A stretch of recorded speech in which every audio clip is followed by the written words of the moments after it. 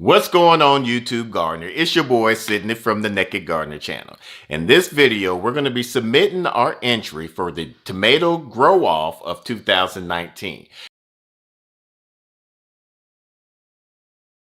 If you're unfamiliar about this, Gary from the Rustic Garden and Callie Kim from the Callie Kim channel, they did a tomato challenge last year and Gary won. And this year he is inviting Jess from the Roots and Refuge along with all those three, and also other YouTube gardeners and social media gardeners to go along with them. Now, with them three, they're going to be in group one. In group two, they're going to invite other YouTube gardeners to compete where who can grow the biggest tomato. The hashtag tomato grow off 2019. The second part of the entry is you have to post your start date, your end date, the variety of tomato that you're going to be growing, the zone that you're growing in, and a little something about yourself. Another thing that you would like to do, or they would like for you to do, is post the progress of your tomato so that they can see how your tomato is doing. The last part of the challenge is after your 100 days, or August 15th, whichever comes first, is you want to post a picture or video of the tomato on a digital scale. So that way they can validate the size of your tomato. Now let's get growing. The tomato that we're going to be using for our entry will be the pineapple tomato by Baker's Creek. Now there's a little known fact about tomatoes when we started looking up histories of tomatoes and the origin of the pineapple tomatoes. Tomatoes was started in Central America by the Aztecs. The Spanish took over when they came and invade Central and South America. They brought back these tomatoes to their homeland. Southern Europeans started to use these in cuisines, while Northern Europeans were kind of feared these and timid of these. They thought they were poisonous. When it was brought back to, America, to the New World, the Pilgrims was kind of skeptical of eating these. However, the other Native Americans and other cultures were already eating these. Now, later on, Thomas Jefferson started to grow these tomatoes, not these particular tomatoes, but he started to grow tomatoes, and later they started to put them in their culinary uses and started to use them for different dishes and stuff like that.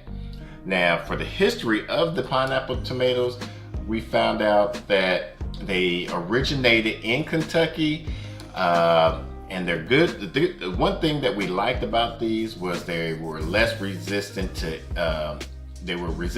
diseases of tomatoes, of certain tomatoes, like blight, and also along with insects and stuff like that. So we're going to try to test that out. That was one of the good pros about this variety about pineapple tomatoes.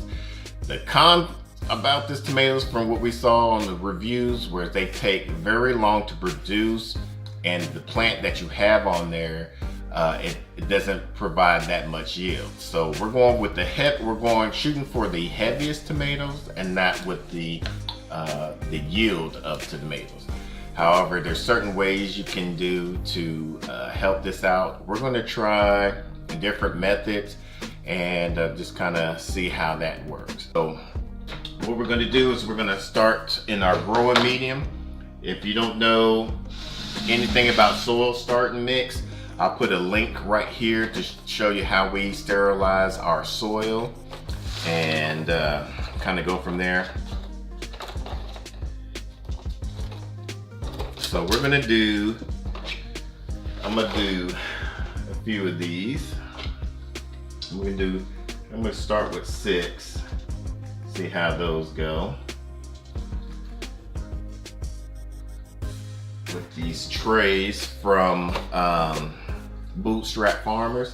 If you don't know about them, they're a small local business, have excellent customer service. I'll put another link right here kind of tell you about my review on these. I had one issue with these 1020 trays. I decided to call them up. What it was is I was bottom watering these trays, and I started noticing a leak in them. And I thought it was kind of funny. I didn't know what was going on. I thought maybe I had spilled some or whatever it may be. And so the next time when I started to see my my soil getting dried out, I did another bottom watering, and I saw again that it was leaking. I was like, I know I was careful this time, so I didn't know what was going on. So I held the tray up into the light, and I saw a crack in there. And so I called them up, thinking I was going to talk to a automated personnel or something like that. And I forgot the lady's name. I think her name was Lisa. Told her what the issue was. She asked for my order number, and I gave it to her and everything. And then within about 5 days, I received a new tray. And I was like, wow. I was wondering if I should supposed to return the damaged one or anything, and she said no. So I don't know what to do with the damaged one besides not bottom water in it, unfortunately. But other than that, I have no issues with Bootstrap Farmers. They're, for me right now, they're top of the line in customer service and products that they put out. So we got all of these now pretty much packed and started. So now what we're going to do, let's see, we got 25 seeds. Ooh.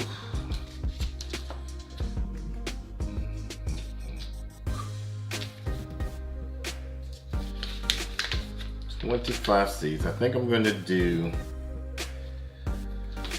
I think I'm gonna do 2 seeds per each one. That way I can get a good germination out of at least one of these. So we're gonna do one there. And for the depth of the seeds, you normally want to do no more than 4 times the thickness of the seeds. But I normally do at least about a 1/4 inch depth. So we're going to do 1, 2,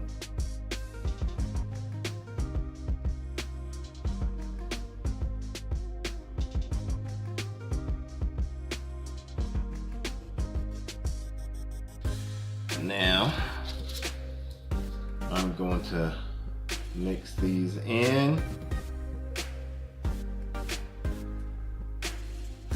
and then I got some other stuff to plant, so I'm gonna just top spray these for right now, and we'll just see how that happens. All right, we got all of these top watered spray with a 50-50 solution mix of hydrogen peroxide and water. And then I'm gonna fill up these with some other varieties. Now that we have our raised beds built, got the soil in, we'll be doing a garden tour, but since it's been raining the last 2 days, we'll have to delay that. But at least we got one video coming out, and you know, that's good. Comment down below to let me know if you're going to be joining this competition. If you are going to be joining this competition, let me know what tomato that you're growing and what zone that you're growing. And if you would like to do a friendly competition, let's compete and let's get growing. Now, we're not always on YouTube, so make sure you follow us on Instagram and on our Twitter accounts. I'll put the links down below. And you can also join our Facebook page. That way, if you have any questions, you can hit us up and we can get those back to you and interact with you more frequently.